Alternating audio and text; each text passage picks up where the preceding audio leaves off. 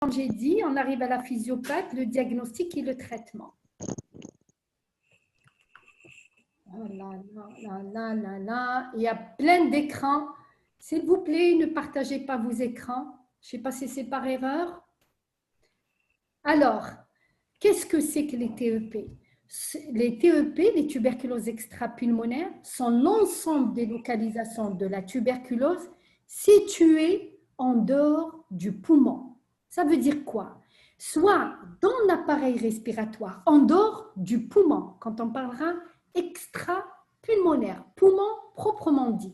C'est-à-dire, soit dans l'appareil respiratoire, en dehors du poumon, il y a la plèvre et le médiastin, soit dans d'autres appareils à distance. Est-ce que vous avez bien compris? Regardez, la plèvre et le médiastin, on est dans l'appareil respiratoire, mais ils ne font pas partie du poumon. C'est d'autres compartiments, parce que vous avez un compartiment parenchymateux qui est le poumon, un compartiment médiastinal et un compartiment pleural. Est-ce que c'est clair? Oui, c'est clair. Dans d'autres appareils, c'est-à-dire les séreuses, comme dans les méninges, le péricarde, le péritoine, peuvent être ganglionnaires périphériques ou profondes. Les profondes, on peut avoir les abdominales et les médiastinales. On peut avoir les tuberculoses ostéo-articulaires. On peut avoir les tuberculoses viscérales, le rein, le foie, la rate, le cerveau, urogénital, cutané, etc. Toutes ces TEP, elles regroupent toutes les formes de tuberculose qui ne sont pas source d'infection. Qu'est-ce que ça veut dire? Qui ne sont pas transmissibles. Elles ne sont pas transmissibles. Ce sont des tuberculoses extrapulmonaires qui ne sont pas source d'infection, qui ne sont pas transmissibles, c'est-à-dire qui ne sont pas contagieuses. Donc, elles ne contribuent pas à la chaîne de transmission de la maladie dans la collectivité. Ça, c'est très important. D'ailleurs, quand vous avez une tuberculose extrapulmonaire, on ne fait pas de dépistage. On ne fait le dépistage que lorsqu'on a une tuberculose pulmonaire à aphrotie positif, qu'elle soit microscopie positive ou culture positive. Est-ce que vous me suivez? Oui, Francis. Alors, la tuberculose, elle peut affecter tous les tissus de l'organisme, tous sans exception. On peut aller vers les sinus, vers le larynx, vers la trachée. On peut avoir la tuberculose partout.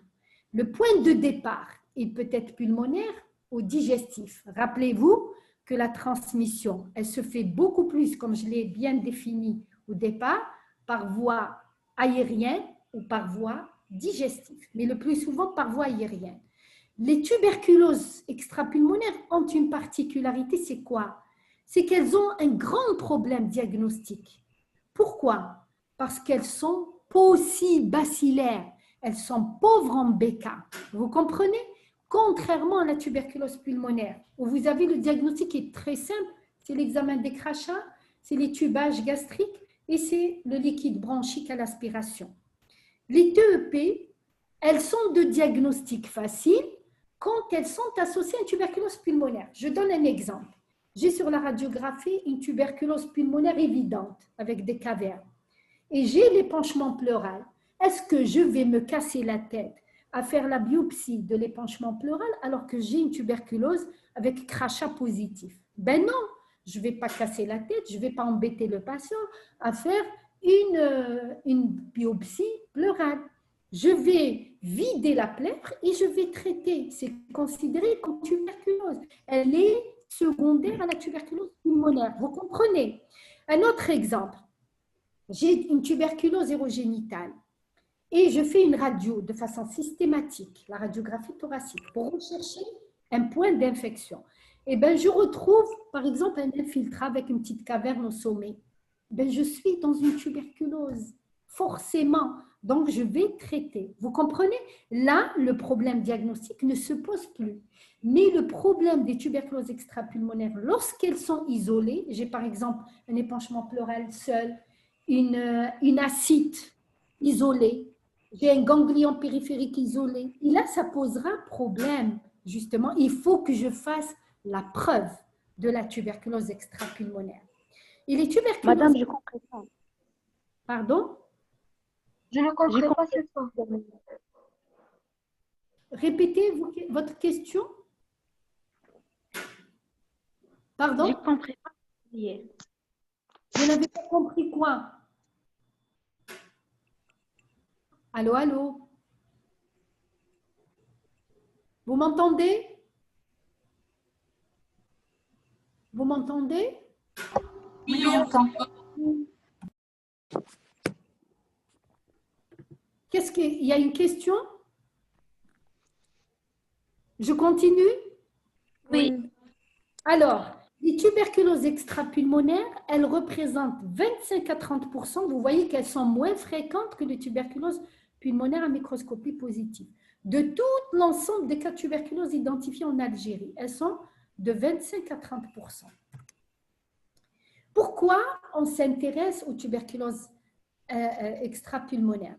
D'abord, la fréquence, elle varie selon les pays. Chez nous, 30%, c'est beaucoup quand même. 10 à 25%, 25 à 30%, c'est beaucoup. Donc, c'est pour ça que c'est important de les connaître. Et deuxièmement, parce qu'elles sont de diagnostic difficile.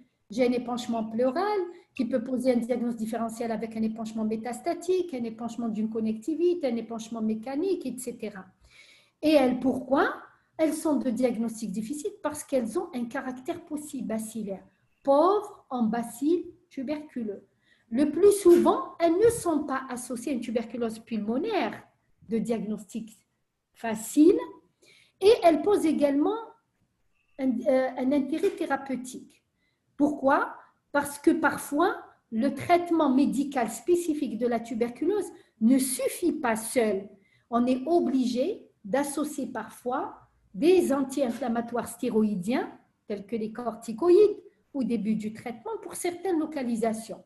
J'ai une méningite, j'ai une péricardite et je suis obligée d'associer des corticoïdes pour éviter la cicatrisation de cette tuberculose qui va compromettre le pronostic fonctionnel. Je m'explique. J'ai une méningite, je traite que pour le traitement spécifique de la tuberculose.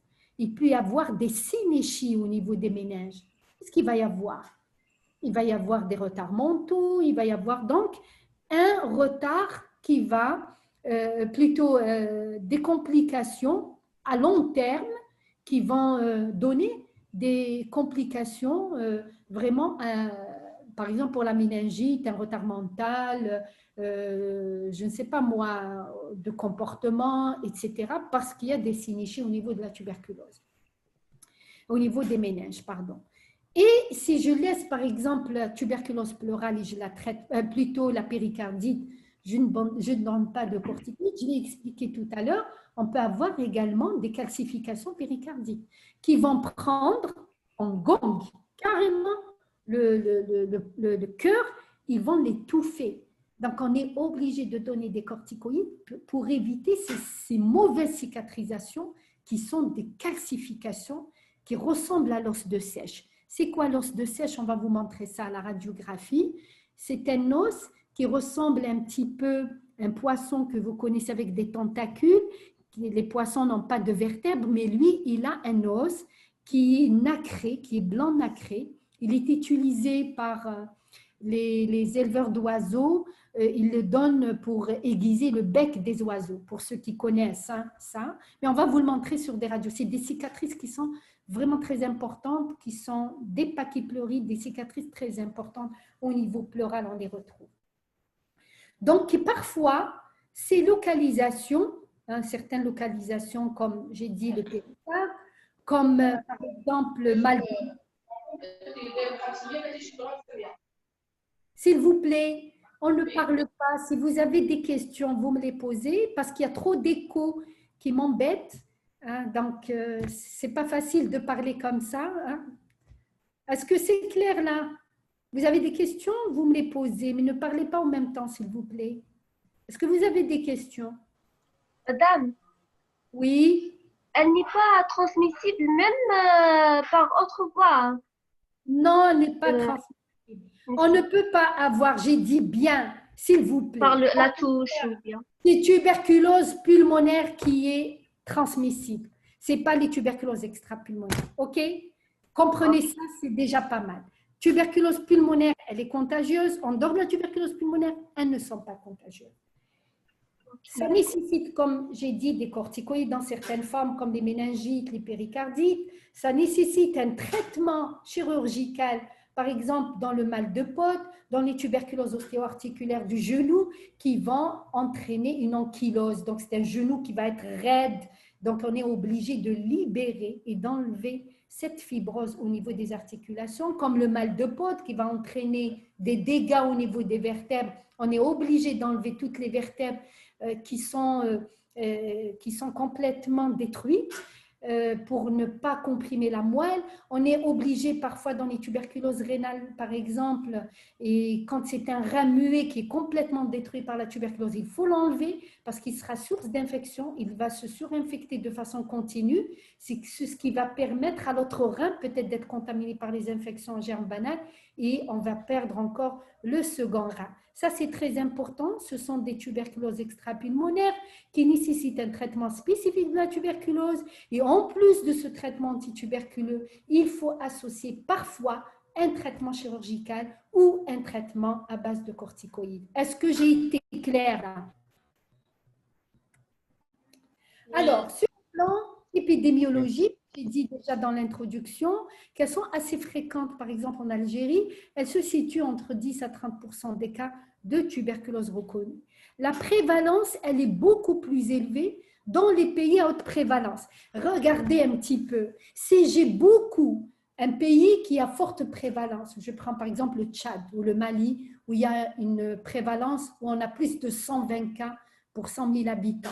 Là, vous allez trouver les TEP très augmentés. Pourquoi? Parce que ce sont des tuberculoses pulmonaires à microscopie positive qui sont élevées à plus de 120 cas pour 100 000 habitants ou 130 pour 100 000 cas pour 100 000 habitants. Et là, il va y avoir une transmission de façon continue. Donc, il y aura des primo-infections qui vont évoluer vers les tuberculoses extrapulmonaires. Est-ce que vous comprenez maintenant comment se fait la transmission? D'accord? Et en général, dans ces pays à haute prévalence de tuberculose, la population est jeune. C'est pour cela que les TEP sont l'apanage du sujet jeune. Mais j'ouvre encore une parenthèse. Il y a une transition épidémiologique. Maintenant, par exemple, en Algérie, on n'est plus dans les hautes prévalences. On est dans la prévalence intermédiaire, c'est-à-dire on n'est pas dans la faible prévalence, mais dans la prévalence intermédiaire. On a pas beaucoup de TEP, elles sont entre 10 à 30, elles sont fréquentes, mais elles ne sont pas très fréquentes comme dans les pays à haute prévalence. Donc, et elle atteint beaucoup plus le sujet jeune. Mais dans les pays développés, elle atteint beaucoup plus les sujets âgés. Et comment elle atteint les sujets âgés? Ce n'est pas par la contamination externe, mais par réactivation endogène. C'est le BK qui est endormi et qui se réveille au moment où il y a un déficit immunitaire de l'hôte. Est-ce que c'est clair? Tout le monde a compris? Oui, madame. OK. Oui, madame. Donc, vous voyez que la prévalence, c'est pour ça que la prévalence, elle est faible dans les pays développés, parce qu'ils n'ont pas beaucoup de tuberculose à microscopie positive. Ça va de soi.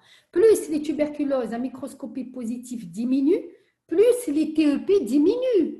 Bien sûr, il n'y a pas de transmission. On a brisé la chaîne de transmission. On l'a cassée. Par quoi?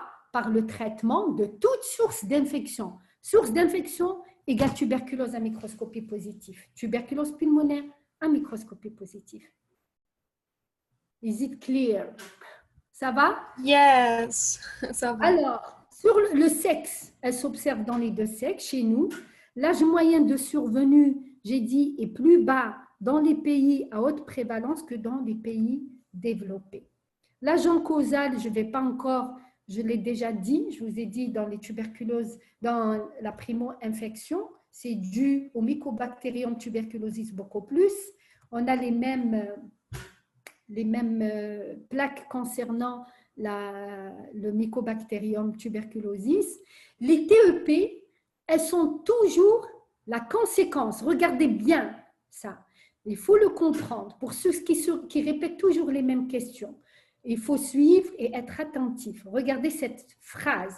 Les TEP, les tuberculoses extrapulmonaires, elles sont toujours la conséquence précoce ou tardive d'une primo-infection latente ou patente. Est-ce que c'est clair? Est-ce que c'est clair? Oui, madame, c'est clair. Merci. Oui, madame. Très bien. Oui, c'est clair. La primo-infection, écoutez encore, je répète, au moment de la primo-infection, un petit nombre de bacilles qui est contenu dans les gouttelettes infectantes, c'est-à-dire qui proviennent d'un sujet atteint de tuberculose à microscopie positive. Vous voyez, le cracheur de bacilles parvient par inhalation dans le système alvéolaire d'un sujet sain.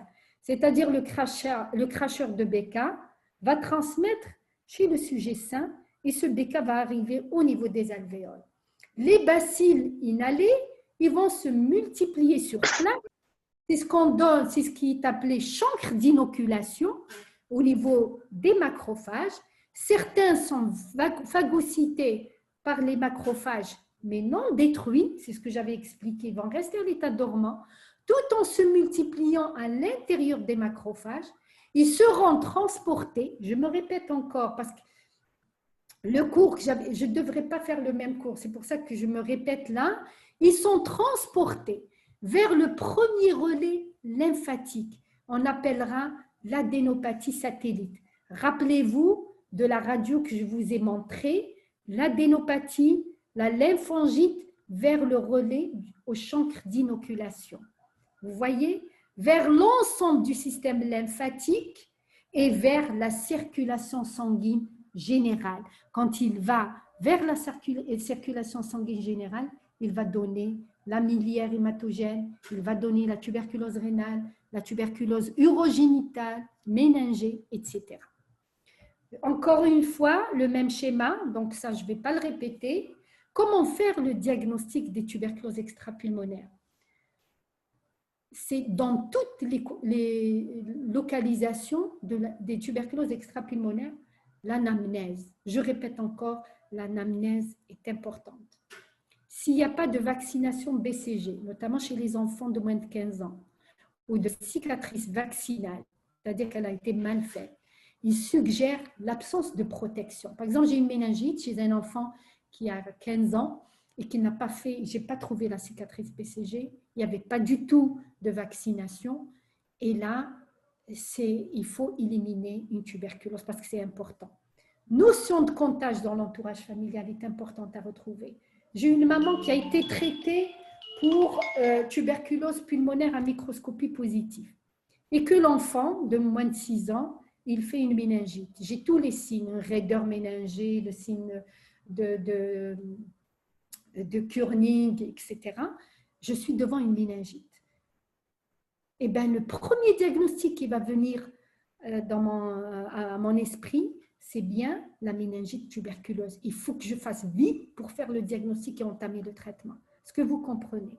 Il y a la présence de signes généraux et en général aussi une fièvre au long cours. Ce n'est pas une grosse fièvre, 38, c'est un fébricule, d'accord?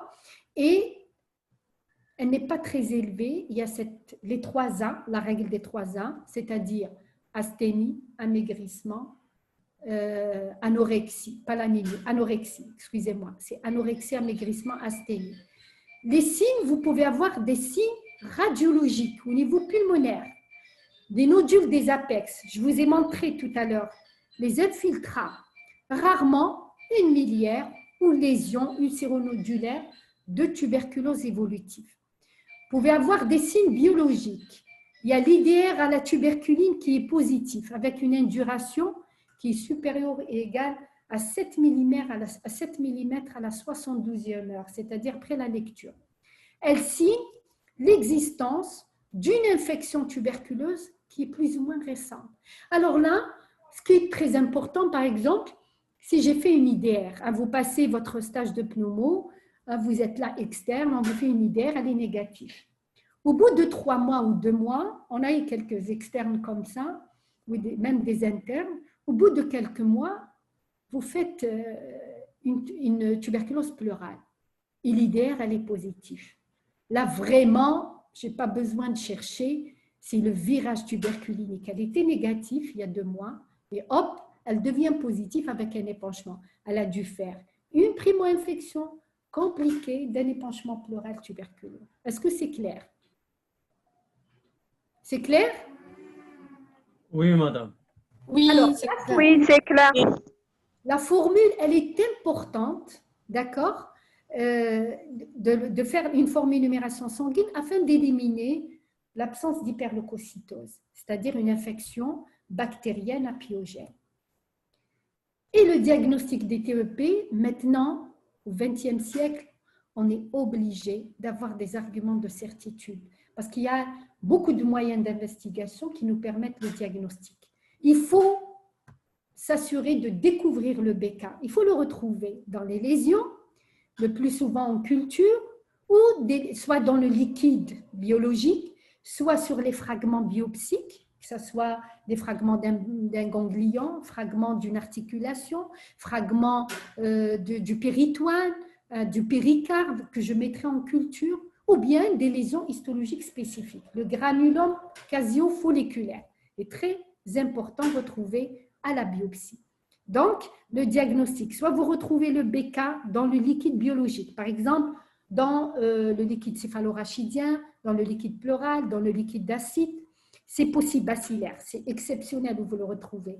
Ou bien, vous êtes devant la culture de ces liquides biologiques, ou bien même la culture des fragments qui ont été mis en culture. Je fais la biopsie pleurale et je le mets en culture. Et là, il y a le secrétariat de Bnemsous qui ne cesse de m'appeler et après, on verra pourquoi. Excusez-moi. Alors, des lésions, bien sûr, les biopsies, que ce soit une biopsie pleurale, une biopsie péricardique, une biopsie, par exemple, ganglionnaire, etc., qui pourront justement me montrer une lésion spécifique qui est le granulome casio-folliculaire. On va commencer par les tuberculoses ganglionnaires. Pourquoi je vais commencer par la tuberculose ganglionnaire? Tout simplement parce que c'est la plus fréquente. En Algérie, elle est classée première, hein, la tuberculose ganglionnaire. C'est la plus fréquente des tuberculoses extrapulmonaires. Et l'atteinte la plus fréquente reste cervicale bilatérale. C'est la forme la plus commune, la plus fréquente. Elle est observée chez les enfants et les jeunes adultes. Alors, le diagnostic, on va vers les arguments de présomption, comme on en a parlé dans l'introduction. Dans la ganglionnaire, vous passez par 4 stades évolutifs, mais ça dépend à quel moment le patient va consulter. Est-ce qu'il va consulter au stade de crudité, de ramollissement, de festilisation ou de chronicité? En général, très peu de monde qui viennent à ce stade-là. C'est un petit ganglion, il est rénitent, il n'est pas dur, il n'est pas fixé au plan profond ni au plan superficiel, il est mobile, il peut se ramollir. Pourquoi le stade de crudité, au départ il est dur, il passe au ramollissement? Parce qu'il va se remplir de pus, et ce pus est représenté, le pus en matière de tuberculose, c'est le caséum.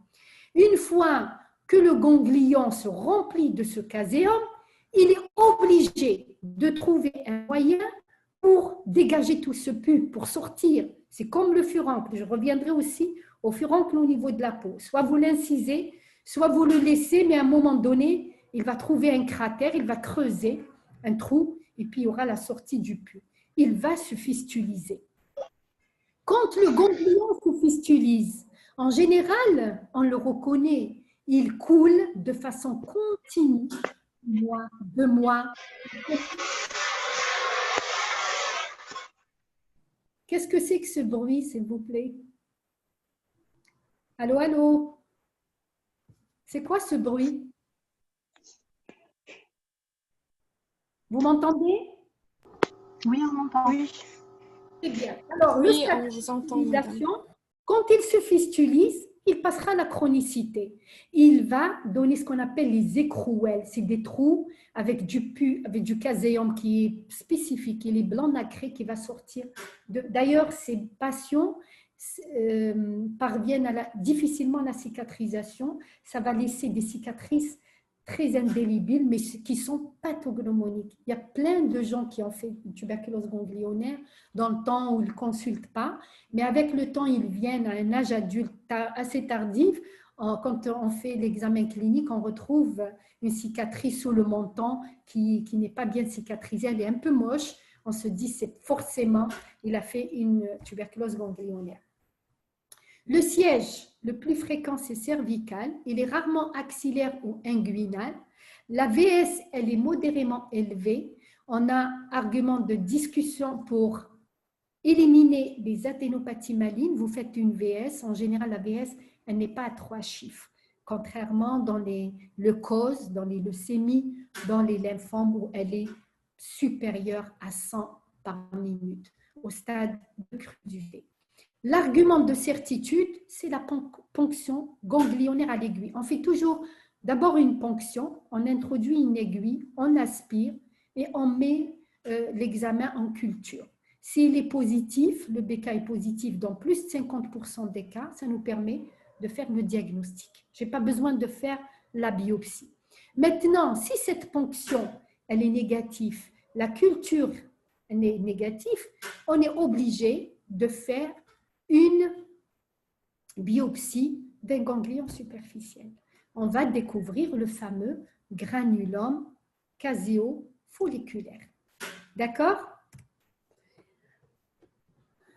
Maintenant, ça c'est dans les ganglions périphériques qu'on examine et qu'on voit à la palpation, à l'œil nu. On peut les voir au niveau inguinal, au niveau axillaire ou au niveau sous-mentonnière ou cervical, c'est les plus fréquents. Et puis, on a des ganglions qui sont profonds, soit les adénopathies médiastinales, on commence par les adénopathies médiastinales, sont assez fréquents, et les adénopathies abdominales. Les adénopathies médiastinales, elles sont localisées ou associées à des adénopathies rétropéritonéales au niveau abdominal. Soit elles sont isolées au niveau du médiastin, au niveau du poumon, soit on les retrouve au niveau du péritoine et au niveau, c'est-à-dire abdominal, ou au niveau médiastinal, avec ou sans atteinte viscérale. C'est-à-dire on peut avoir un foie qui est atteint de tuberculose, une rate atteinte de tuberculose, le pancréas qui peut atteindre de tuberculose avec des adénopathies, vous comprenez. L'intestin également, on peut avoir des tuberculoses intestinales. Elles s'observent aussi dans des formes ganglionnaires plurifocales, c'est-à-dire chez des ganglions périphériques, obligatoirement devant toute tuberculose ganglionnaire périphérique, je suis obligée de faire un cliché thoracique pour éliminer la présence d'adénopathie au niveau du médiastin. Alors, les adénopathies médiastinales, commencent par ça, elles sont fréquentes. Elles s'observent à la phase de primo-infection, souvent hilaire unilatérale ou latérotrachiale. Rappelez-vous, je vous ai montré tout à l'heure une belle image d'un ganglion volumineux unilatéral gauche et qui était compressif. Les signes généraux, vous avez de la fièvre ou état de typhobacillose. C'est quoi l'état de typhobacillose? Il se retrouve dans la miliaire particulièrement, soit un petit fébricuit de 38 degrés, 38,7, 38,9, ou bien des fièvres à 40, qui ressemblent, pourquoi typhobacillose? Qui ressemble à la fièvre de la typhoïde qui est en plateau à 40 degrés. D'accord? Cutaneo-muqueux, on peut avoir un érythème noueux, il faut le rechercher.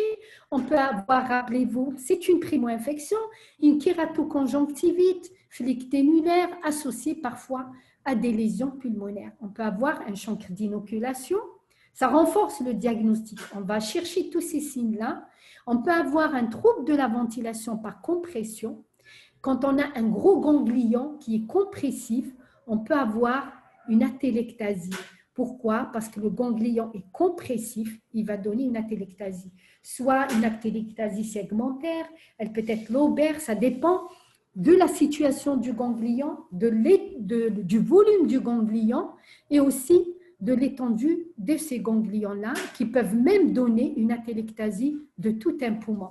Elle est redoutable chez le nourrisson parce qu'elle donne des atelectasies et ces ganglions qui ressemblent aux lymphomes, qui sont volumineux, ils sont pleins de caséum, ils vont se fistuliser tôt ou tard. S'il n'y a pas de traitement, de diagnostic précoce, de traitement de cette tuberculose ganglionnaire, il va fistuliser et donner la dissémination tuberculeuse. Soit il vous fait une miliaire hématogène, soit une tuberculose pulmonaire, soit il va se fistuliser dans le médiastin et donner des médiastinites. Vous voyez l'importance de faire un diagnostic précoce pour éviter toute cette évolution vers les complications de la tuberculose. Le diagnostic, la même chose, c'est la présence de bêta sur le produit des lésions, sur la ponction, sur la biopsie en retrouvant le granulome caseo-folliculaire. Quand il s'agit des adénopathies médiastinales isolées, c'est très difficile d'avoir l'accessibilité au diagnostic, d'avoir une biopsie. Soit on fait, quand elles sont volumineuses, on fait la BTP, la biopsie transpariétale scanoguidée ou éco-guidée, c'est-à-dire un radiologue, il va essayer de localiser cette fameuse adénopathie médiastinale. S'il peut justement faire une ponction transpariétale à travers la peau, il va traverser le médiastin en recueillant des fragments biopsiques pour les mettre en étude histopathologique. Ou bien, quand ces adénopathies ne sont pas accessibles à la biopsie transpariétale, éco-guidée ou scanoguidée sous échographie ou sous scanner, parce qu'il y a des risques, il faut y aller avec contrôle de la vue, soit par scanner, soit par l'échographie. Il faut être vraiment performant et bien entraîné pour ces méthodes-là. Ou bien, si on n'arrive pas à avoir l'accès par la biopsie transpariétale, on fera ce qu'on appelle la médiastinoscopie. Je vais expliquer ce que c'est que la médiastinoscopie. C'est qu'on va faire une petite ouverture au niveau susternal. Et puis, on introduit un trocar et ces médiastinoscopies n'est utilisée que pour les adénopathies quand elles sont antérieures, dans la loge antérieure du médiastin et la loge moyenne. Au-delà, on ne peut pas. On risque de blesser les gros vaisseaux, qui est l'artère pulmonaire et qui est la veine cave et également l'aorte. Et à partir de là, on prend des fragments quand ils sont accessibles et vous avez pratiquement à 100% le diagnostic par étude histopathologique. Voici la radio que j'ai reprise d'un gros ganglion, par exemple ici.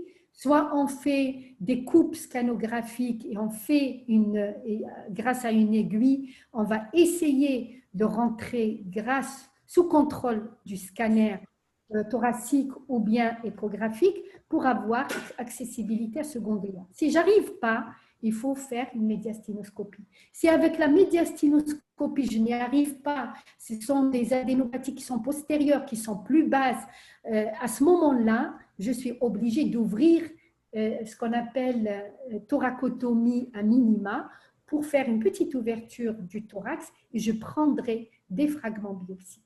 D'accord? Ponction biopsique, transpariétale. Si je n'arrive pas à la transpariétale, c'est la médiastinoscopie. S'il n'y a pas de médiastinoscopie, je suis obligée, je ne vais pas le laisser comme ça.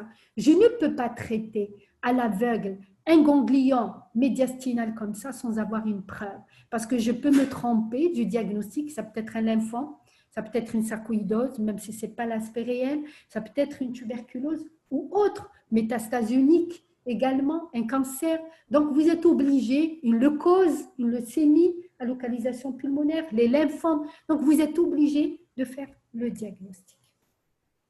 Concernant maintenant les adénopathies. Madame, Oui, c'est quoi la clarté de la base pulmonaire gauche? je n'ai pas entendu. Essayez d'enlever votre téléphone, s'il vous plaît. Vous avez des échos. Comment? La clarté, la base pulmonaire gauche. Est-ce que c'est la poche à air gastrique ou Oui, quoi? ça c'est la poche à air gastrique. Ne vous en faites pas pour la radio, vous allez faire les TD de radiographie.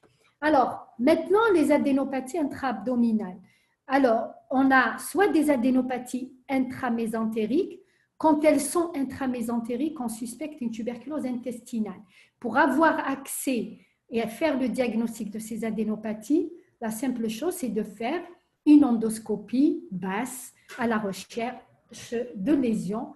Et ça pose un problème de diagnostic différentiel avec les MIC, avec les maladies inflammatoires chroniques intestinales, qui sont la rectocolite hémorragique, qui sont la maladie de Crohn. Il y a un diagnostic différentiel. Donc, l'histologie va vous faire le diagnostic.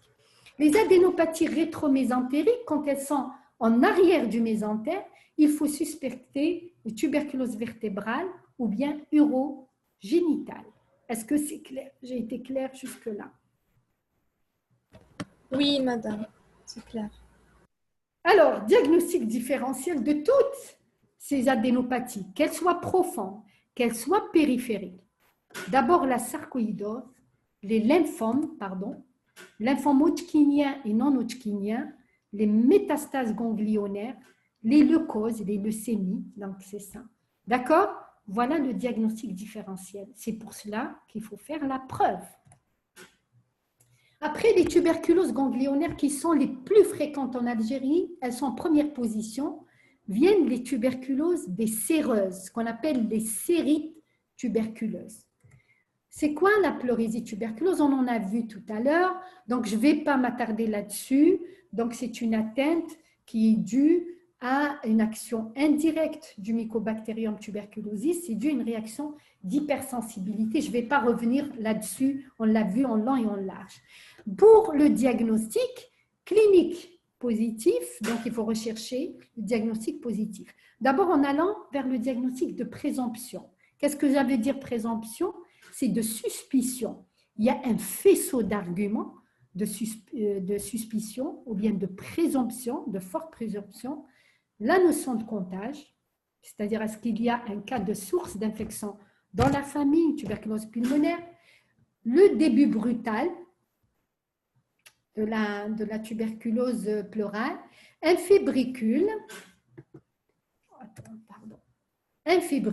une toux sèche, douleur basithoracique, la dyspnée qui est en rapport avec l'abondance, ça dépend de l'abondance de l'épanchement. S'il est de grande abondance, vous avez une dyspnée. S'il est de petite abondance, il n'y a pas de dyspnée en fait. Et vous avez un syndrome d'épanchement pleural à l'examen clinique. L'IDR à la tuberculine qui est positif et la radio thoracique qui va vous montrer un épanchement pleural soit isolé, à ce moment-là, le diagnostic est difficile, il faut faire la biopsie, il faut faire l'étude bactériologique du liquide et aussi la biopsie pour l'étude bactériologique et pour l'étude histopathologique. Mais quand l'épanchement est associé à des lésions parenchymateuses et que la microscopie au niveau des crachats à la recherche du BK est positive, je n'ai pas besoin d'explorer l'épanchement. Voilà l'épanchement pleural. Vous voyez qu'il y a un comblement pour parler d'épanchement pleural. C'est qu'on a un comblement du cul-de-sac costo-diaphragmatique et cardiophénique. C'est une opacité qui est localisée au niveau du compartiment pleural. On va voir ça au TD de radiographie.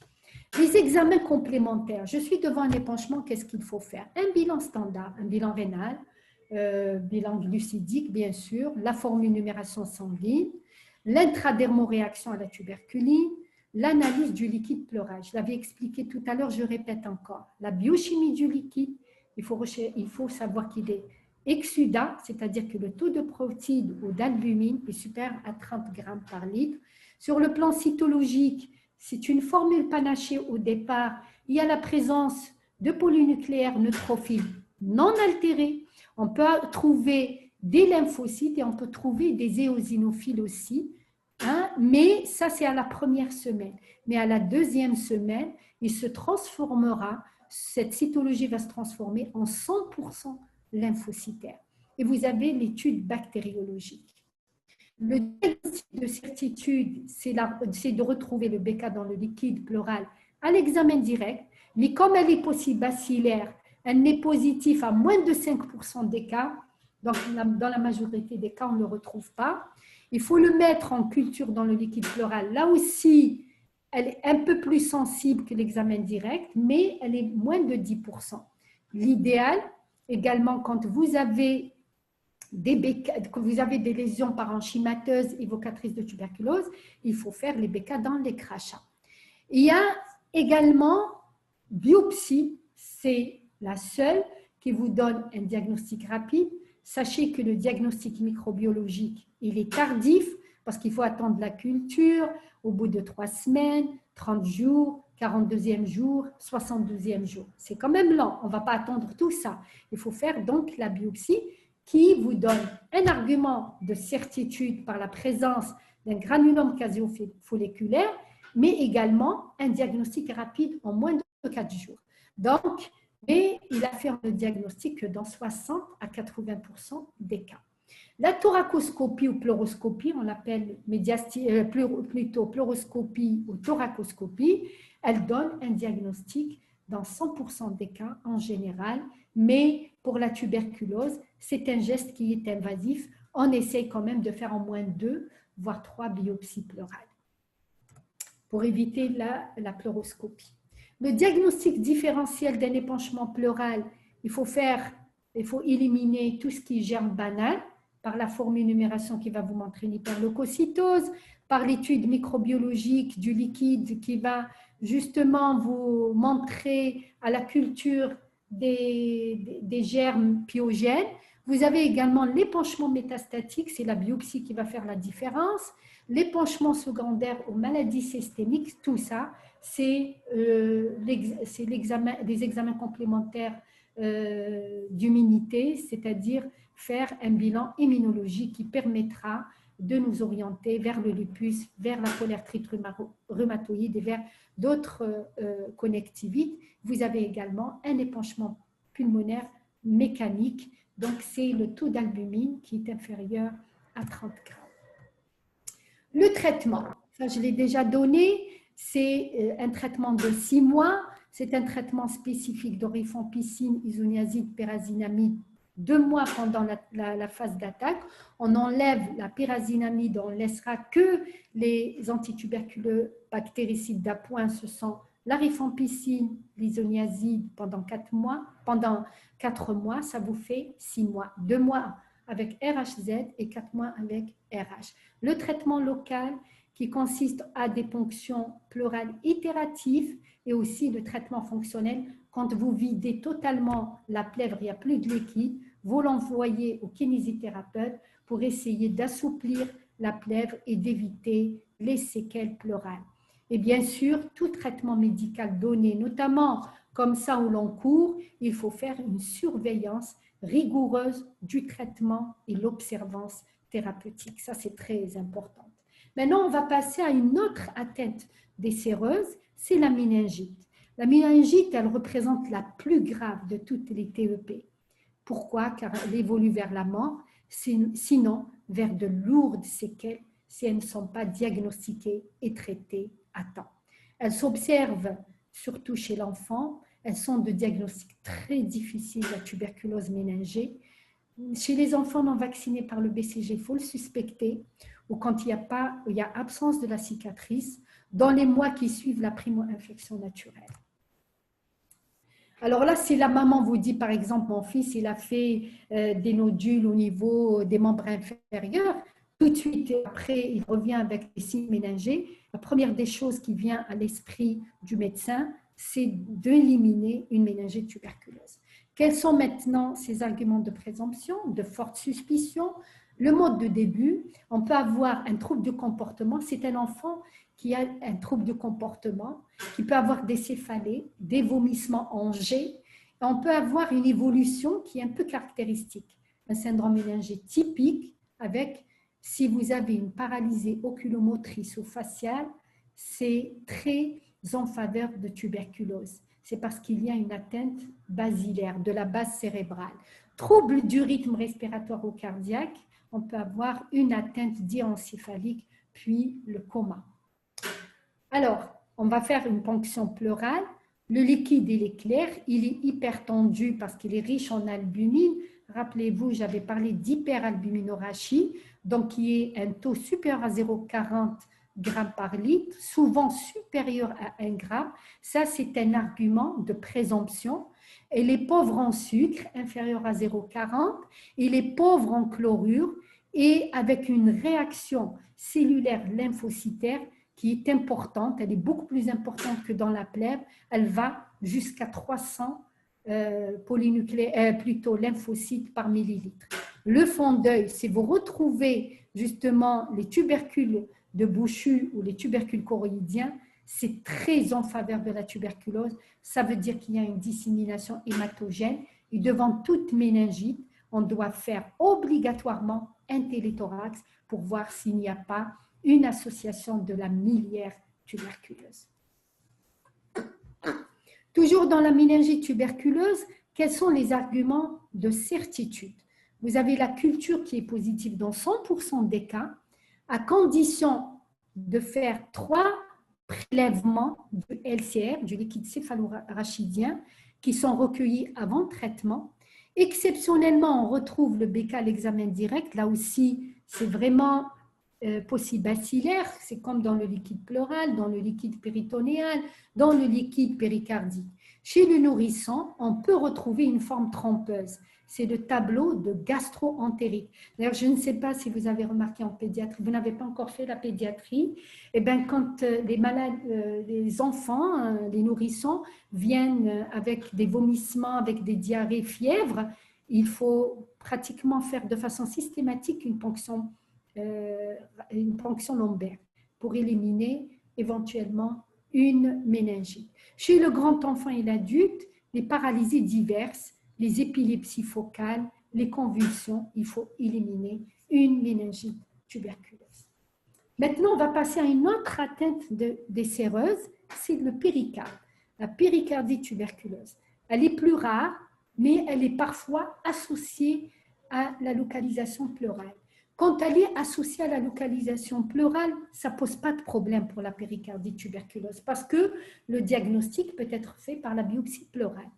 Elle est exsudative, elle est liquide clair, son évolution, elle est spontanée, elle peut disparaître rapidement ou bien subaiguë, se fait parfois vers la péricardite constrictive. Rappelez-vous, je vous ai dit que le péricarde, il peut se calcifier, il va prendre au piège toute la masse cardiaque, donc il va finir par une péricardite constrictive avec une défaillance cardiaque droite. Et à ce moment-là, il faut opérer rapidement, faire une péricardiectomie, c'est-à-dire il faut enlever le péricarde, carrément, réséquer le péricarde pour libérer les cavités cardiaques. Le diagnostic, il repose le plus souvent sur des arguments de prévention. Oui? Excusez-moi, si on enlève le péricarde, qu'est-ce qui va retenir le cœur justement dans le médiastin? Non, ça pose aucun problème. Aucun problème. On peut le faire sans aucun problème. Le malade va vivre totalement normal, hein, sans aucun problème. Merci. Et c'est vrai, le péricarde est une poche de protection. D'accord, vous comprenez? Il protège le cœur, oui. Mais justement, les ligaments de... Mais il n'a pas une fonction extraordinaire. Hein, donc, sans problème, il peut vivre. On a eu des malades comme ça qui vivent jusqu'à maintenant sans aucun problème. D'accord, merci. L'essentiel, c'est de faire le diagnostic rapidement, de faire la chirurgie pour qu'il ne meure pas de tamponnade. C'est ça le vrai problème. Le diagnostic repose le plus souvent sur des arguments de présomption et l'élimination des autres causes de péricardite aiguë, comme la rhumatismale. Il y a donc tout un bilan, c'est un diagnostic d'élimination. Pourquoi? On peut faire une biopsie péricardique, mais le plus souvent, elle est décevante. Elle se fait à l'aveugle, c'est comme dans la biopsie pleurale. Seulement, la différence, c'est la biopsie péricardique, elle est dangereuse. On peut toucher le myocarde et entraîner des problèmes, des troubles du rythme, surtout supraventriculaires. Alors, quels sont les arguments de présomption? C'est la règle des 3 A, toujours anorexie, amaigrissement, asthénie. On peut avoir de la fièvre, des sueurs nocturnes, avec un syndrome anémique, des vertiges, tachycardie, palpitations. Les signes fonctionnaires, c'est la douleur. Elle ressemble beaucoup à la douleur de l'infarctus. Elle peut même parfois donner une gêne thoracique, hein, qui augmente, c'est une douleur qui augmente à l'inspiration profonde, à la mobilisation. C'est très important d'interroger le patient sur ces symptômes-là parce que ce sont des signes qui nous orientent vers le diagnostic de la péricardite. Et à ce moment-là, ce n'est pas une douleur qui est calmée par la trimétrie, mais par contre, elle est calmée ou elle est soulagée par la position penchée en avant et par les anti-inflammatoires. Ça, c'est un élément très, très important, contrairement à la douleur de l'infarctus du myocarde. La dyspnée, elle peut être liée à la douleur ou à l'abondance de l'épanchement pleural. Parce que si vous avez un épanchement minime ou un épanchement modéré, il n'y a pas une grande dyspnée. Mais si l'épanchement péricardique est important, à ce moment-là, il y a une dyspnée qui est importante. On peut avoir la toux, le hoquet, la dysphagie, mais ce sont des signes rares. On les retrouve dans les épanchements péricardiques, très grande abondance. Les signes physiques, l'examen, ça c'est important. On peut avoir un frottement péricardique ou bien quand l'épanchement est important, est abondant, à ce moment-là, on aura l'assourdissement des bruits du cœur et si l'épanchement est abondant. Il faut rechercher aussi des signes pleuropulmonaires associés. Quand on les retrouve, on est tranquille, on est content. Quand on a une péricardite avec un épanchement pleural, je peux faire mon diagnostic, ça ne pose pas de problème. Avec des lésions pulmonaires, donc ça ne pose aucun problème.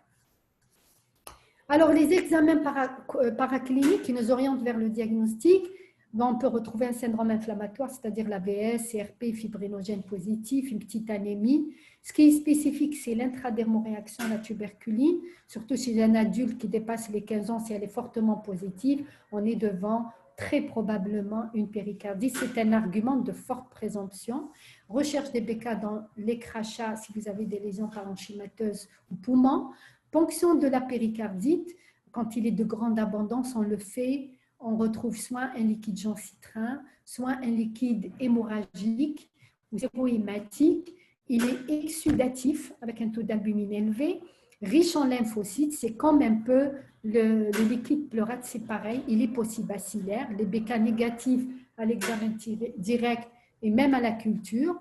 Il y a certaines dosages, certaines cytokines qui nous permettent, ce sont des outils diagnostiques biologiques, immunologiques, qui sont récents. D'ailleurs, j'ai fait ma thèse sur l'adénosine et sur le quantiféran, qui peuvent nous porter une très bonne sensibilité, spécificité, mais malheureusement, j'avais trouvé dans ma thèse une bonne spécificité à 95%, une sensibilité à 90%, mais seulement ce sont des tests qui sont très coûteux.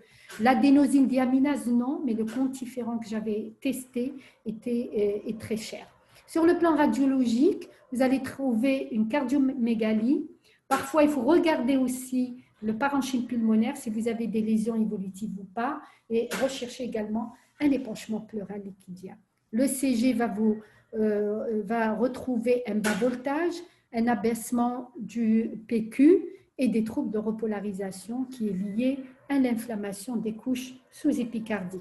Vous pouvez retrouver un stade de péricardite constructive, des signes droits, vraiment un cœur pulmonaire droit.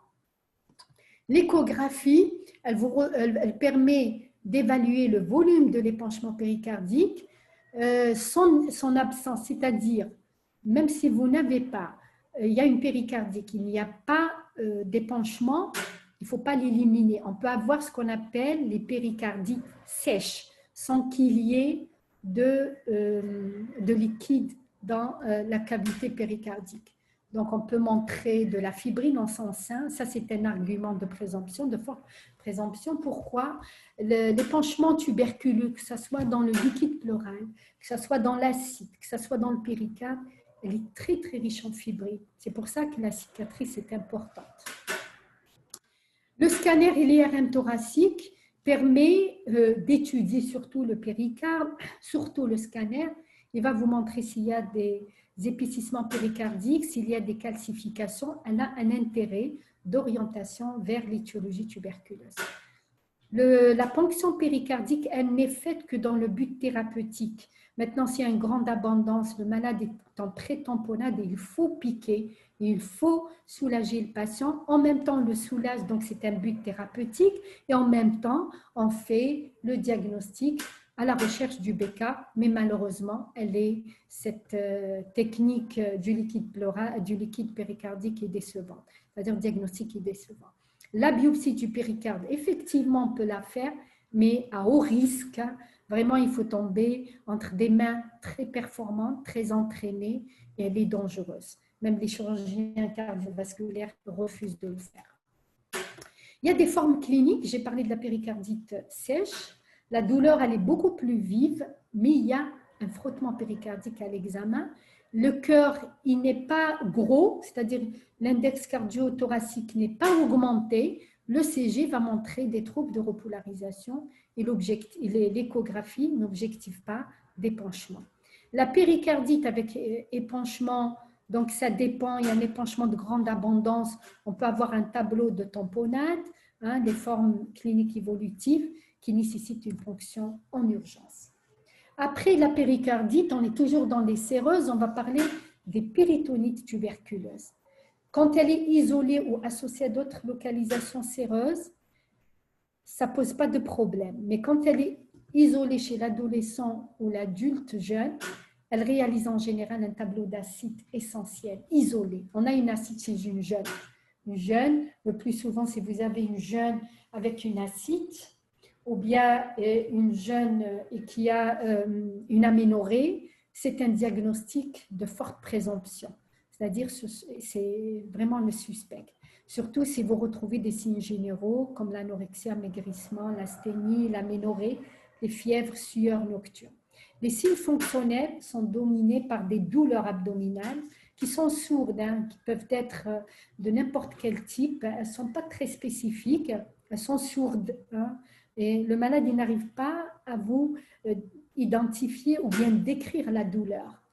On peut avoir des troubles du transit qui sont inconstants, surtout s'il y a une atteinte intestinale. Oui, on peut avoir des troubles, des diarrhées, parfois alternées avec des constipations ou bien constipation seulement.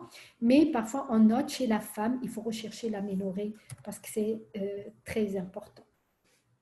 L'examen paraclinique, la biologie, ce sont des examens qui ne sont pas spécifiques et peuvent vous montrer c'est-à-dire absence d'hyperleucocytose, une anémie, un syndrome inflammatoire, une hypoalbuminémie parce qu'il y a une perte protéique dans le péritoine et spécifique, c'est l'IDR et la recherche de BK dans les crachats si vous avez justement une tuberculose pulmonaire associée. La ponction d'acide, une fois le diagnostic d'une acide est établi, on va faire une exploration. C'est comme la plèvre, 3 tubes, la cytologie à la recherche des lymphocytes, la biochimie, le taux d'albumine qui est supérieur à 0,30 g par litre et la bactériologie à la recherche du BK. Et la biopsie, la paroscopie qui nous donne le diagnostic des certitudes. Ça, c'est facile à faire, c'est la laparoscopie. Quand on n'a aucun moyen qui nous permet de faire le diagnostic, on est obligé de faire. La laparoscopie, c'est comme la médiastinoscopie, on introduit un trocar à travers la paroi abdominale et on essaye de localiser, avec contrôle de la vue, les lésions qui apparaissent et on va faire des biopsies à ce niveau et donner le diagnostic caséo-folliculaire. Devant toute péritonite tuberculeuse, on doit faire une ASP qui est le plus souvent normale, mais il faut le faire à la recherche des calcifications sur le trajet des reins surtout, des ganglions, ça va nous aider, donc il faut rechercher ces calcifications. L'échographie abdominale va montrer l'épanchement de la cavité et qui sépare les anses intestinales, les viscères également.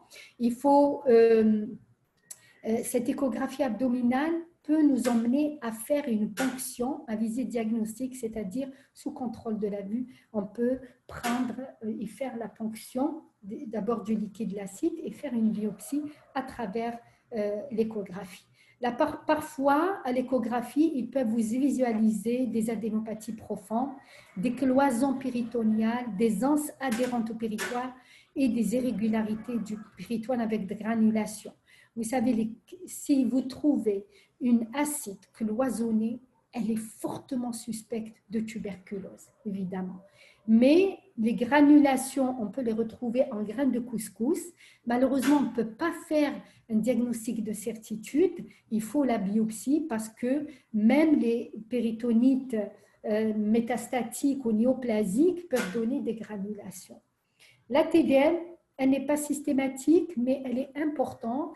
Elle permet d'évaluer l'abondance de l'épanchement. Elle permet d'explorer tous les organes intra-abdominaux, des intestins, etc. Donc, c'est important de le faire. Les arguments de certitude, c'est la paroscopie, là aussi. Donc, elle permet de réaliser des biopsies, des granulations péritoniales qui sont typiques. On peut avoir des adhérences, hein, le cloisonnement de la cavité, les deux lésions peuvent coexister. On peut faire donc la biopsie qui permettra le diagnostic histopathologique qui va retrouver granulome casio-folliculaire. Donc, c'est épithéliologie gontocellulaire avec nécrose caseuse. Vous allez voir ça en détail à l'anapathe. Vous avez quand même l'anapathe en pneumo.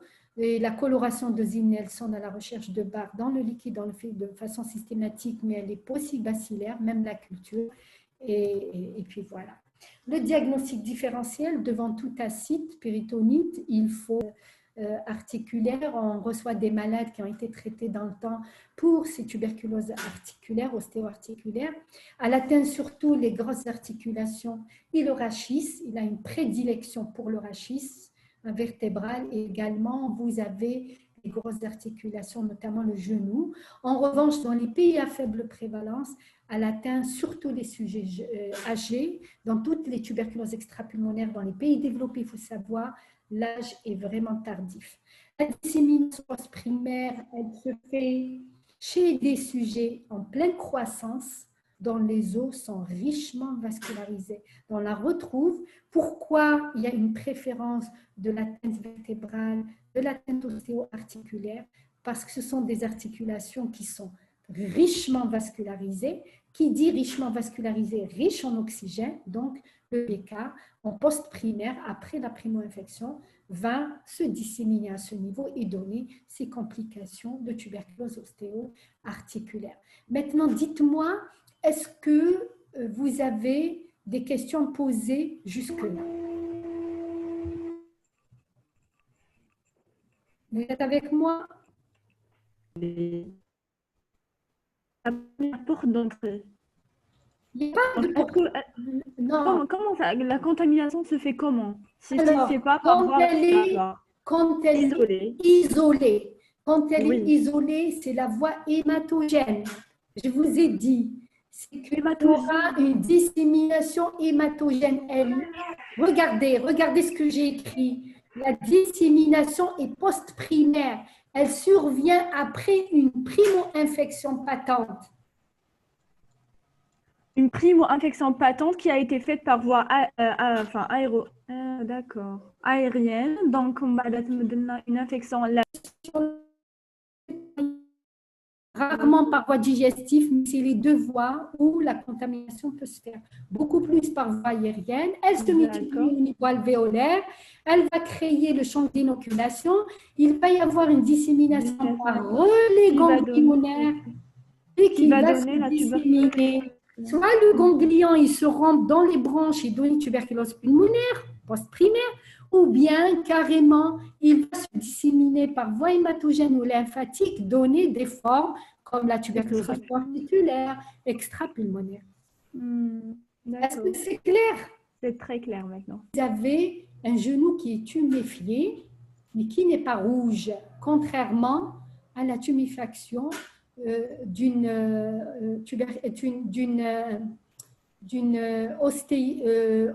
ostéite au niveau de l'articulation, par exemple du genou, vous avez l'inflammation pour les germes banals.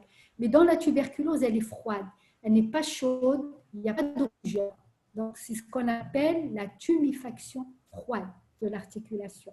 Elle entraîne donc une limitation de la mobilité de l'articulation, voire une fistulisation. On peut regarder, elle peut se disséminer et aller vers l'articulation. Au niveau de l'articulation, elle va se collecter et elle va se fistuliser. Par exemple, au niveau du genou, on peut avoir un petit trou avec sortie du U à travers la peau. Vous voyez, donc elle peut se fistuliser même au niveau de la... C'est la même chose pour l'atteinte rachidienne qu'on appelle le mal de Pote. Il concerne notamment deux vertèbres adjacentes qui se regardent, hein, et le disque intervertébral. C'est vraiment pathognomonique. Pourquoi le disque intervertébral? Je m'explique. Pourquoi cette préférence du disque intervertébral? Je vais vous montrer tout à l'heure des images, je vais vous expliquer pourquoi intervertébral, parce que c'est très vascularisé à ce niveau.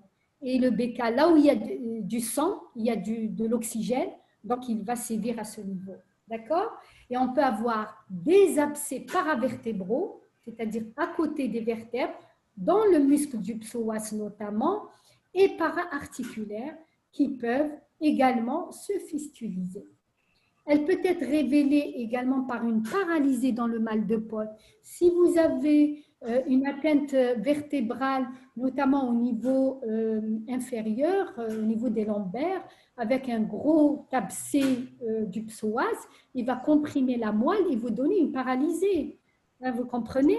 Donc, il faut faire ce qu'on appelle radiologiquement, il faut faire une IRM ou bien un scanner qui va vous montrer un flou et pincement de l'articulation ou intervertébrale, destruction avec des géodes. Là, c'est vraiment pathognomonique. On le reconnaît, hein, le radiologue, quand il vous fait les coupes de scan ou d'IRM, on les reconnaît facilement. Alors là, si vous avez un fuseau des abcès, hein, des abcès au niveau paravertébraux qui sont en fuseau, c'est-à-dire qui sont oblongues, et à ce moment-là, c'est vraiment très pathognomonique de la tuberculose vertébrale. On ne peut pas se tromper là-dessus. Bien sûr, on confirme toujours le diagnostic par l'étude du pus qu'il y a au niveau des abcès ou bien par une ponction biopsique des vertèbres détruites. Le symptôme n'est pas spécifique. Une radiographie standard, les signes radiologiques qui sont très discrets, c'est ce qui mène vers le retard au diagnostic. Donc, il faut, devant toute suspicion de tuberculose ostéo-articulaire, il faut faire le scanner ou parfois compléter par une IRM quand on a envie de voir l'état de la moelle. OK? Pardon. Est-ce que c'est clair là?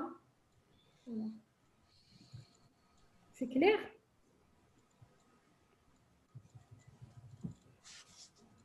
Oui, madame. Oui, c'est clair.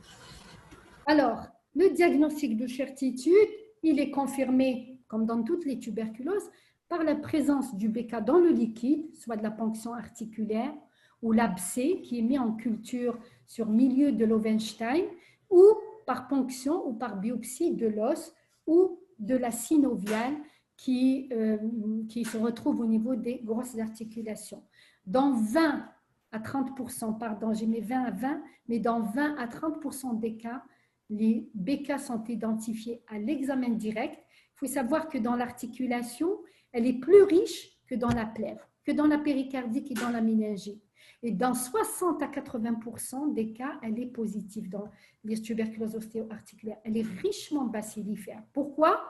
Parce qu'elle est richement vascularisée et c'est là où il y a les vaisseaux, il y a le sang, que sévit le BK parce qu'il respire de l'oxygène. D'accord? Les lésions anatomopathologiques, elles sont spécifiques. Elles vont retrouver le granulome caseo-folliculaire. On va parler du mal de Pott. La distribution au niveau cervical. On peut avoir une atteinte des vertèbres cervicales, 5 à 12% des cas. Mais dans la majorité des cas, c'est au niveau dorsal. C'est ce qu'on retrouve, 42% des cas.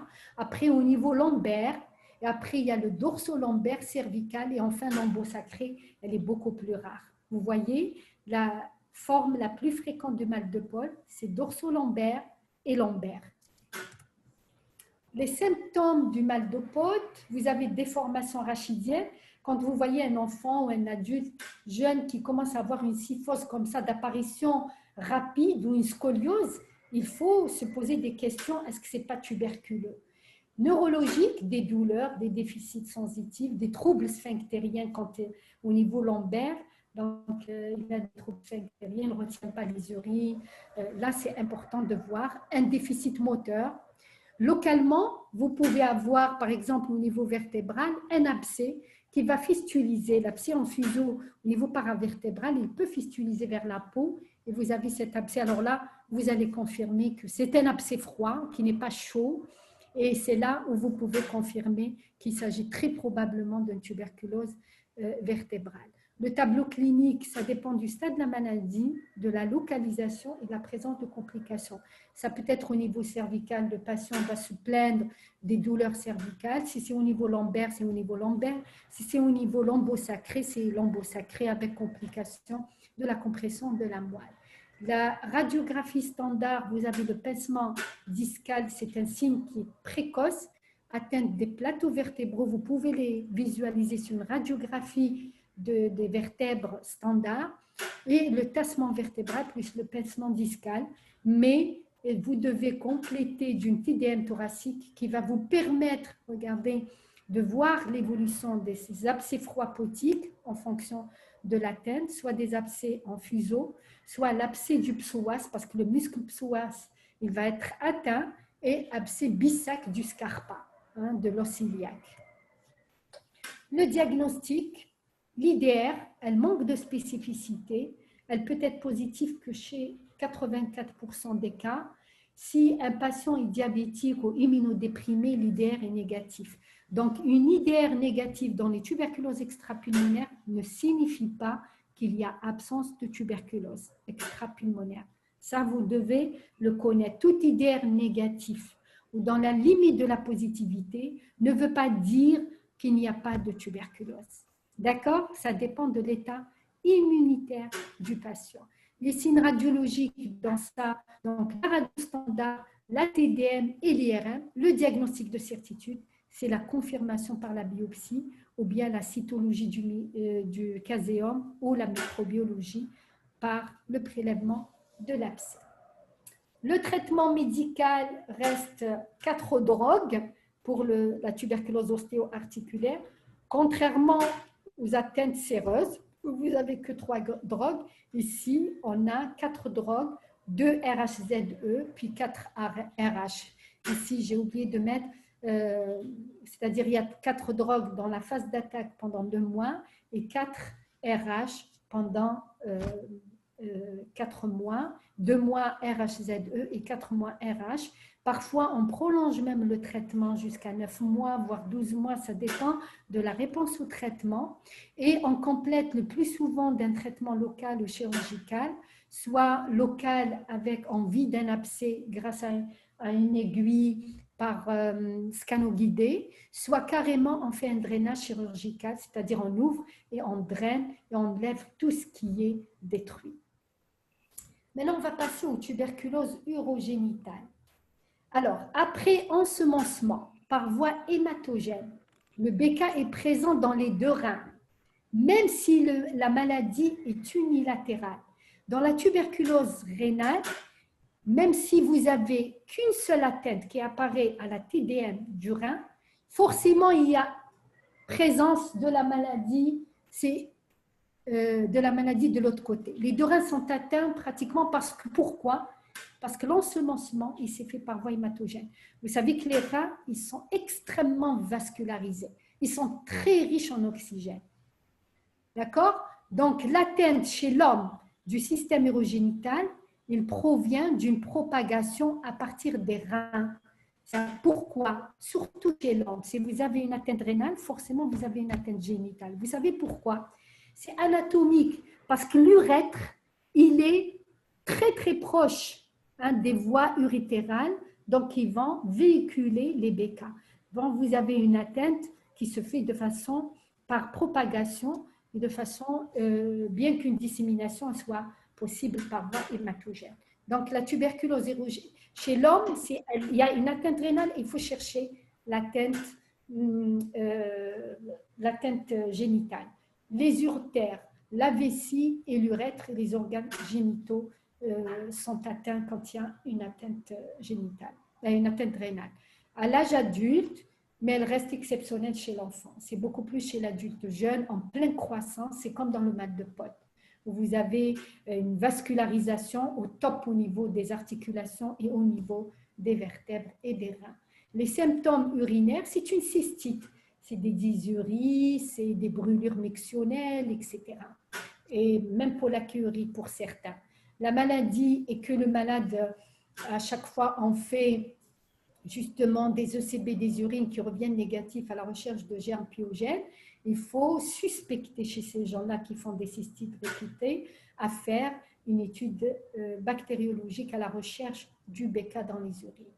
La maladie est souvent urogénitale chez l'homme, elle peut être génitale exclusive chez la femme, elle est responsable de douleurs pelviennes chez la femme, des troubles menstruels, notamment l'aménorrhée, et de stérilité.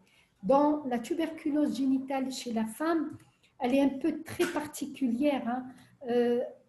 Elle passe inaperçue, vous voyez la nature, comment elle fait, et à l'âge adulte, une fois la femme se marie, elle n'a pas d'enfant, elle présentera une stérilité primaire, et puis quand le gynéco explore, il va retrouver des synéchies au niveau des trempes, et c'est vraiment irrécupérable hein, en général. La tuberculose urogénitale, donc pardon, je suis revenue à donc la localisation extra-pulmonaire rénale a la particularité d'être riche en bacilles. Très, très, très riche, je vous l'ai déjà dit, en raison de la richesse en oxygène du parenchyme rénal. Alors, les arguments de présomption, vous avez la clinique, j'avais parlé, dysurie. Alors, le mot, il ne va pas traiter le mot. Pardon, posez votre question, s'il vous plaît. Vous avez une question? Non, Posez madame. votre question. Est-ce que vous avez une question? Est-ce que vous avez compris? Est-ce que c'est clair? Oui, c'est clair. Oui, madame. madame, Continue. c'est clair. Alors, la clinique, bon, c'est clair. 18, c'est à 70% des cas. Donc, tardivement, on peut même, hein, il y a un malade qui ne se plaint de rien du tout. Et il est parti, moi j'ai reçu une malade qui devait donner un rein à son frère. Et pour la transplantation d'un rein à son frère, tout le bilan était adéquat, donc elle concordait bien avec la greffe chez le frangin. Malheureusement, quand j'avais fait tout le bilan, eh ben, j'ai retrouvé qu'elle avait une hydronéphrose, un gros rein, et il était muet, une hydronéphrose, il était complètement muet et c'était dû à la tuberculose. Ça a été une découverte fortuite alors qu'elle se plaignait de rien du tout. Vous voyez un petit peu, c'est ce qui fait la difficulté des tuberculoses extrapulmonaires. Le diagnostic qui n'est jamais fait au stade précoce. Sur le plan radiologique, on fait l'UIV et surtout l'uroscan maintenant, on évite l'UIV, hein, l'érographie intraveineuse, mais on fait surtout l'uroscan. Elle est très, comment dirais-je, elle émet beaucoup de rayons X, donc il y a des risques. Autant faire donc un uroscan qui a caverne, rétrécissement des urtères, dilatation. Elles sont très pathognomoniques de la tuberculose. D'ailleurs, même l'urologue, en général, il nous les envoie. Dès qu'on voit ces anomalies au niveau de la TDM, de l'uroscan, on dit que c'est une tuberculose, même si on n'a pas le diagnostic par la présence du BK ou bien à l'histologie. Et l'échographie rénale, elle peut parfois retrouver des lésions rénales nodulaires fraîches ou bien un rein muet qui est resté sain. Argument de certitude, la bactériologie, elle est richement bacillifère, 100%. Vous voyez, contrairement au liquide du péritoire, de la plaie, des méninges, regardez ça, l'examen direct est 100% positif quand vous faites un ensemencement des urines fraîchement recueillies. La biopsie rénale ou examen anatomique, après exérèse d'un rein, on ne fait pas de biopsie parce que vous avez déjà un rein qui est malade, donc on ne s'amuse pas à compliquer, à faire une biopsie rénale sur un rein qui est pratiquement détruit et atteint. Donc ce qu'on fait, c'est lors de la chirurgie, on dit toujours au chirurgien, à l'urologue, de prendre des fragments ou bien quand il enlève le rein qui est détruit, on analyse pour faire le diagnostic définitif. Donc voilà. Alors, concernant la tuberculose génitale de l'homme, on a dit quand il y a une atteinte rénale, il faut rechercher systématiquement une atteinte génitale. Elle est souvent associée à l'atteinte rénale. en raison des rapports étroits entre l'appareil urinaire et génital. Il y a une communication qui est très étroite et intime entre les deux appareils, contrairement à la femme, des signes génitaux qui peuvent être au premier plan du tableau, une masse scrotale, notamment chez le jeune. Bien sûr, avant de parler de tuberculose, il faut éliminer un processus malin. Prostatite, un hydrocèle. Hydrocèle chez un jeune, jusqu'à preuve du contraire, il faut rechercher une tuberculose en sous-jacent. Faire un uroscan pour éliminer une tuberculose. Une orchite, une épididymite, l'atteinte de l'épididime. Le diagnostic, il repose soit sur l'UIV, soit sur le scanner. Je vous ai dit maintenant, on fait le scan. D'accord? La recherche des BK dans les urines et la biopsie. Maintenant, on passe à la tuberculose génitale de la femme. Elle est fréquente, il y a beaucoup et on les découvre malheureusement au stade de stérilité. Quand la femme jeune se marie, elle peut être exclusivement génitale chez la femme, elle n'est pas obligée d'être associée à l'atteinte rénale. Elle est responsable de douleurs pelviennes chroniques, des troubles menstruels, de stérilité. Sa gravité, elle tient au fait qu'elle est une cause non négligeable de stérilité féminine. C'est ça la gravité. La tuberculose génitale chez la femme, elle ne tue pas. Elle peut même guérir spontanément sans traitement antituberculeux. Mais elle va faire des dégâts au niveau de l'appareil génital, notamment l'atteinte des trompes, qui restent des organes essentiels pour la fécondation. Et malheureusement, c'est au stade de stérilité qu'on les retrouve. On ne les traite jamais au stade précoce. D'où l'importance de le rechercher dès que vous avez des signes indirects tels que les troubles de menstruation, de la fièvre au long cours par exemple, des douleurs pelviennes chez une jeune. Et parfois même, on opère pour des péritonites appendiculaires. D'ailleurs, on les retrouve souvent quand on interroge les patientes en disant « Est-ce que vous avez été opérée pour quelque chose ?» Ils vous disent « Oui, mais j'ai été opérée pour appendicite à l'âge de 13 ans, 15 ans, 14 ans. » Et finalement, ce ne sont pas des appendicites, ce sont des tuberculoses génitales et qui ont été prises en confusion. On ne fait pas de biopsie sur le champ et malheureusement, c'est ce qui se passe le plus souvent. Les formes latentes, elles sont, il y a des aspects cliniques. La pelvipéritonite subaiguë, je viens d'en parler, révélée par des douleurs pelviennes, une aménorrhée dès le choré. À ce moment-là, quand il y a une pelvipéritonite, on est obligé d'ouvrir. Le chirurgien peut retrouver des granulations au niveau du péritoine et faire des biopsies. On peut faire le diagnostic comme ça. Par contre, il y a des formes latentes qui sont découvertes à l'occasion d'une consultation en cours pour stérilité. Alors, qu'est-ce qui fait le diagnostic de la stérilité causée par les cicatrices de la tuberculose? C'est l'hystérosalpingographie. Vous allez voir ça en gynéco. On introduit justement un appareil dans les cavités génitales et avec un produit opaque. Et puis, on prend des clichés. Il va nous montrer un aspect radiologique très évocateur avec des signichés qui ne sont pas du tout fonctionnels, muettes. Donc, ça.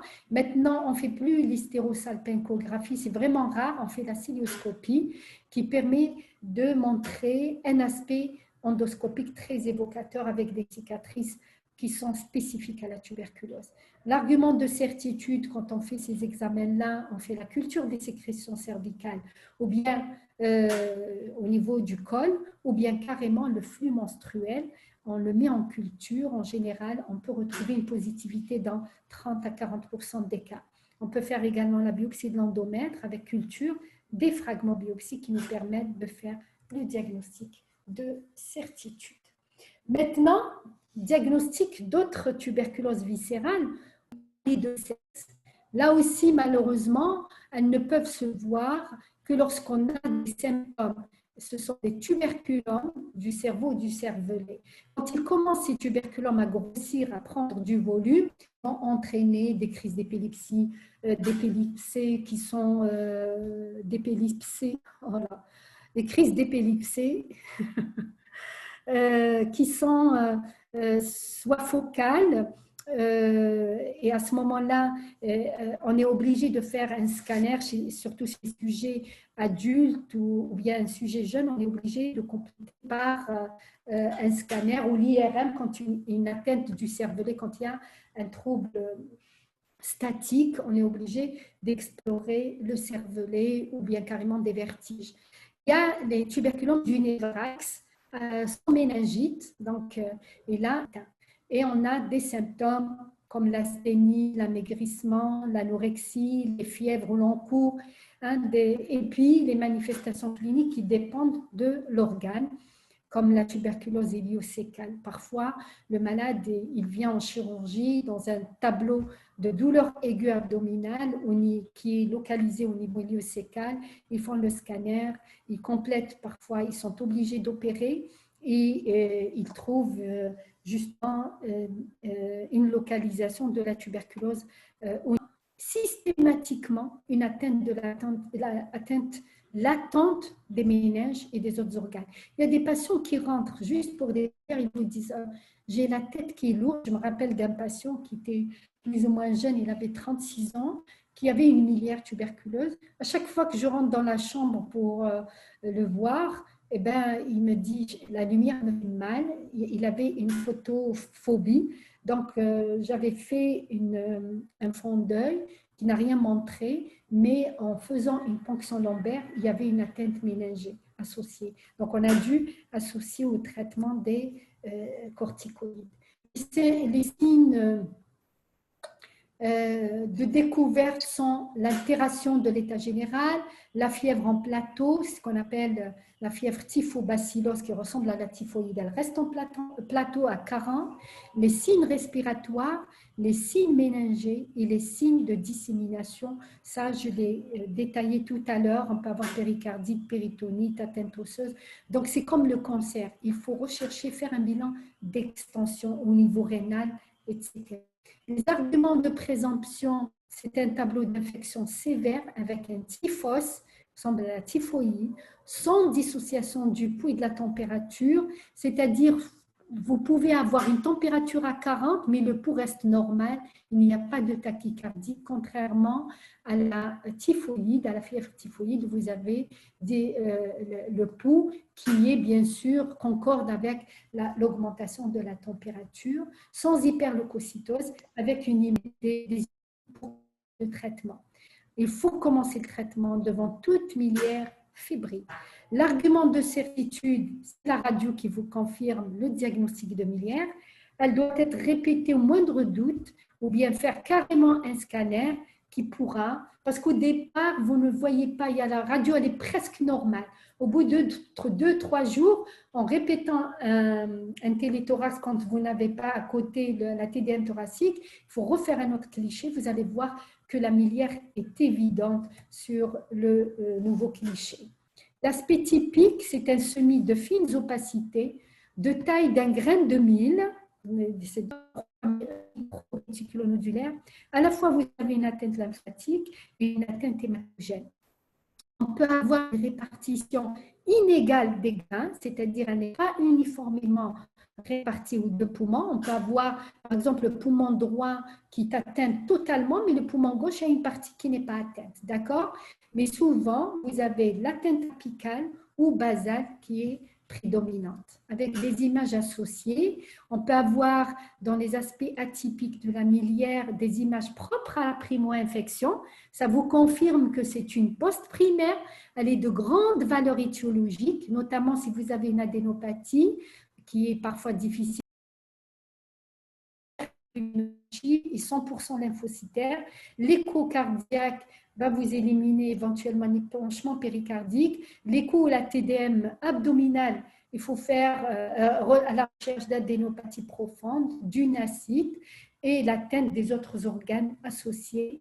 Le CB des urines, il faut faire l'examen direct des cultures parce que souvent dans la miliaire, on peut avoir une atteinte rénale parce qu'elle est hématogène là aussi. Le traitement de la miliaire tuberculeuse, elle consiste en 4 drogues parce que c'est une forme même si elle est tuberculose extra-pulmonaire, il y a 4 drogues. Pourquoi 4 drogues? Parce que c'est une forme sévère, c'est comme dans la méningite, c'est comme dans les tuberculoses ostéo-articulaires. Il y a des formes de tuberculose extra-pulmonaire qui sont très bien décrites dans votre guide. Vous allez télécharger encore une fois sur le site internet le guide du manuel de lutte antituberculose. Vous allez voir toutes les formes sévères qu'on traite et d'obtenir une guérison. Les indications, c'est dans tous les cas de TEP, le traitement. La durée de traitement, même que dans la tuberculose pulmonaire, c'est-à-dire 6 mois, mais parfois on va aller vers 9 mois, voire 12 mois, selon les régimes adoptés dans chaque pays. En Algérie, la durée de traitement reste de 6 mois, il faut la retenir. Régime RHZ-RH, selon les directives nationales publiées depuis 1980, mais on rajoute les tuberculoses extrapulmonaires qui sont riches en bacilles et dans les formes graves. On peut associer un traitement non spécifique tel que les corticoïdes. Par voie générale, Péros, voilà, on donne en général associé aux médicaments antituberculeux. On donne 3 à 6 semaines à dose dégressive. On commence par 1,5 voire 1 mg kg jour, ça dépend de la gravité de l'atteinte au début du traitement. Puis on réduit à dose dégressive pour terminer le traitement en 3 semaines ou 6 semaines maximum. Les indications du traitement corticoïde, c'est quand vous avez des localisations ou des phénomènes qui dominent la scène clinique, comme par exemple dans les séries, malade à l'accessibilité aux soins, donc ces formes graves périphériques au niveau ganglionnaire, c'est vraiment rare d'avoir des gros ganglionnaires, des grands ganglions qui sont volumineux. On peut rajouter des anti-inflammatoires. Adénopathie médiastinale, si vous avez un trouble de la ventilation, il faut associer les corticoïdes. Enfin, nous avons besoin parfois d'un traitement complémentaire tel que la chirurgie, l'orthopédie, surtout, soit d'emblée pour évacuer une collection, drainer un abcès froid au niveau vertébral ou bien au niveau d'une articulation, ou immobiliser une articulation en position fonctionnelle. Par exemple, au niveau du genou, il faut l'immobiliser pendant 4 semaines. Pourquoi? Pour éviter justement l'augmentation de l'inflammation. Mais après, exérèse partielle au total d'un rein, je vous ai expliqué, d'une trempe qui est inutile et qui sert d'infection, d'un testicule qui est abîmé et détruit par la tuberculose. On peut faire une résection anastomose digestive quand il y a une atteinte intestinale. C'est comme dans les cancers, on est obligé de couper une partie de l'intestin parce que tout est pris dans une gangue de cicatrices importantes. Donc, il faut vraiment le faire. On peut faire même des anastomoses au niveau urétéral et également au niveau tubaire, c'est-à-dire au niveau de l'appareil génital chez la femme. Résection articulaire ou une arthrodèse, on peut même faire un implant au niveau de l'articulation, immobilisation vertébrale chirurgicale, on peut le faire grâce à des arthrodèses là aussi, c'est-à-dire en place des outils comme des clous pour essayer de maintenir le rachis quand il y a une atteinte assez importante de destruction vertébrale. Et l'exérèse d'un tuberculome cérébral. On ne peut pas laisser, on peut avoir 1, 2, plusieurs tuberculomes au niveau cérébral. Il faut absolument ouvrir et les enlever. Pourquoi ils ne régressent pas sous traitement? Parce qu'ils sont entourés d'une coque très très épaisse où les antituberculeux n'arrivent pas. C'est ça le problème des tuberculomes cérébraux. Tout acte chirurgical permet de faire l'étude anatomopathologique et bactériologique. N'essayez pas de dire au chirurgien, vous m'opérez ce patient et point. Non, insistez auprès des chirurgiens parce qu'ils ne le font pas de façon systématique. Il faut que ça soit aussi bacillaire.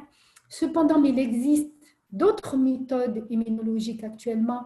Je vous ai évoqué le quantiferon, la dénosine diaminaire. Ce sont des outils immunologiques qui peuvent vous orienter vers le diagnostic, mais ils restent coûteux, d'accord? Et également, il faut savoir que le pronostic, il dépend des tuberculoses extrapulmonaires, de l'atteinte de l'organe. Maintenant, si vous avez une atteinte des 2 reins,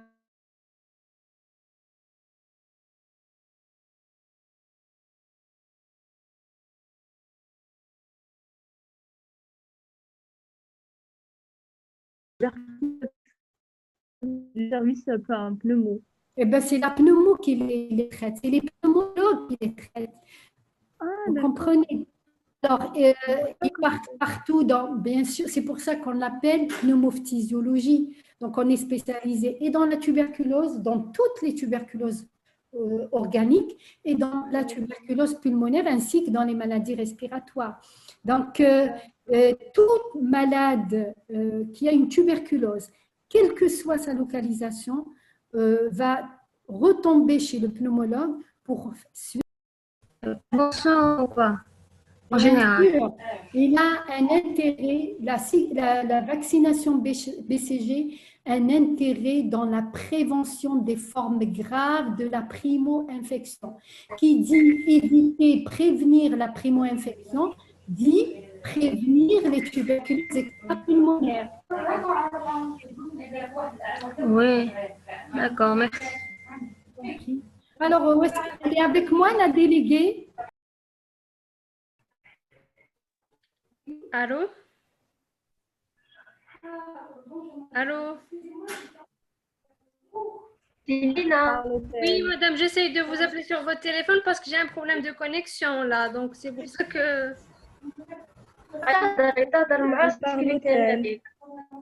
بالي سمعتها mais dès que j'allais répondre راحت لي la connexion فهمتي c'est pour ça que كنت تحاول تسند لك الديابو.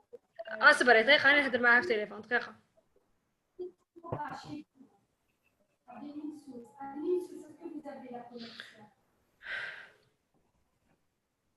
Céline, Oui.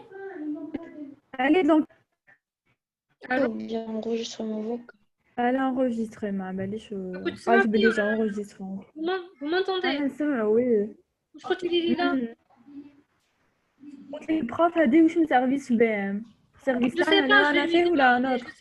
راهي ما باليش يبدا EFR ولا اليرو دوك نسقسيها اصبري باسكو على بالك j'arrive pas j'essaie de l'appeler me répond pas غير قالت اسكال avec la déléguée جيت حنا ريبونديت كوبات شغل راحت لي كونيكسيون Ouais, je sais. Bon, c'est pas grave. واش qu'est-ce qu'elle vous a dit على الديابو Elle n'a pas parlé, ma Dutch. Elle t'a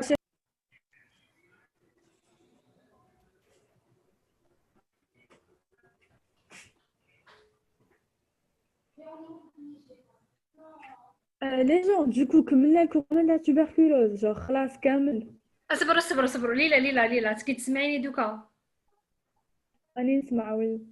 واش قلتي دوكا على دومون لا شغل هضرت لكم على ديابو باش تبعتوه لي سي سا هضرت على الدرس عليك ومن بعد كيما كنتيش راه الي باسي كانت هضرنا على لا راديو ما لا غيان دي اي دوكا ليو قلت لها بلي راحت لها على كونيكسيون دوكا البارلو تليفون قلت لها بلي سيغمون راحت لها على كونيكسيون دونك وي خلاص انا نسمع فيها صح اوكي وي البارلو تيل non parce que ma connexion انا دوكا لي ديرني لا même 12 وهي شغل لي انستابل et du coup شغل كلمه نسمعها كلمه ما نسمعهاش et voilà شنو هتجابو كيفاش اكسمع كملنا الكورة تبي ولا ما باليش شحال بزاف كملنا شابيتر مابقاش بزاف.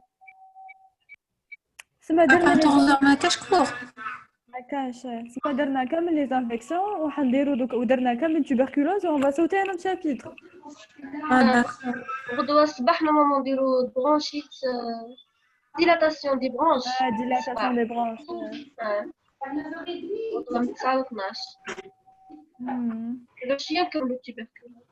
نهار problème de connexion. Voilà. Je peux lui transmettre le message.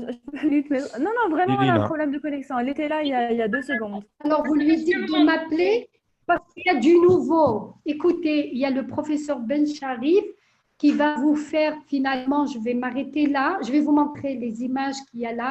Vous vais les montrer. Ça va vous aider un petit peu à imaginer un peu ce que c'est que les tuberculoses extrapulmonaires.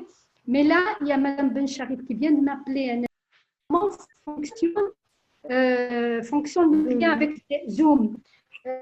Et vous allez le faire avec vous. Elle va le faire avec vous, pardon, elle va le faire avec vous. Tout ce qui est tuberculose pulmonaire, c'est vrai que moi je suis crevée là, je ne pourrais pas continuer, c'est fatigant. J'ai la voix enrouée, c'est pas facile ni pour vous ni pour moi, mais demain, on va se retrouver demain au CHU Beni Messous.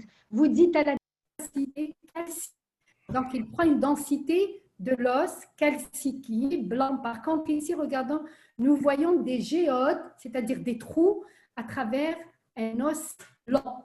Et si on regarde bien, regardez là, cette hyperclarté dans le muscle qui apparaît en gris, c'est une partie musculaire, c'est un abcès au niveau articulaire.